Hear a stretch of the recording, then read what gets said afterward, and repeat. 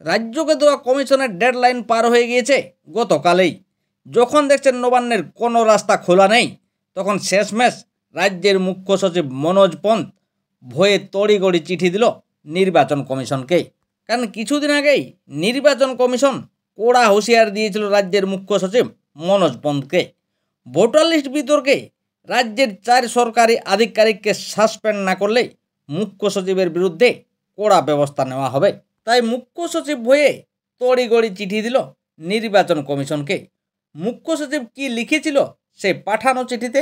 কমিশনকে পাঠানো চিঠিতে মুখ্য সচিব লিখেছিলেন, সরকারি আধিকারিকদের কর্মক্ষেত্রে বিভিন্ন দায়িত্ব পালন করতে হয়, তার উপর নির্বাচন সংক্রান্ত কাজের দায়িত্বও থাকে যা নির্দিষ্ট সময়ের মধ্যে শেষ করতে হয়। আর এই অবস্থায় অনেক ক্ষেত্রে সরল বিশ্বাসে অধমস্তদের উপর কিছু দায়িত্ব দেওয়া হয়। তারা ধারাবাহিকভাবে নিষ্ঠার সঙ্গে কাজও করে আসছেন। আর এমন ক্ষেত্রে বিস্তারিত অনুসন্ধান ছাড়াই কোনো সিদ্ধান্ত নিলে তা তাদের বিরুদ্ধে কঠোর পদক্ষেপ হয়ে যেতে পারে।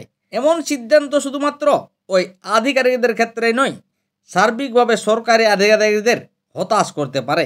তাই প্রাথমিক পদক্ষেপ হিসাবে এক এআরও এবং এক ডেটা এন্ট্রি অপারেটরকে নির্বাচনী দায়িত্ব থেকে সরিয়ে রাখা হচ্ছে বলে কমিশনকে জানিয়েছে রাজ্য।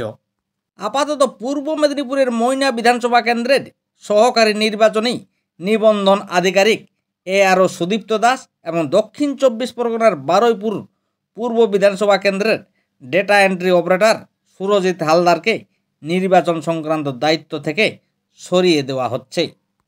তাছাড়া রাজ্য আরও জানিয়েছে, ঘটনার প্রেক্ষিতে অভ্যন্তরীণ অনুসন্ধান শুরু হয়েছে।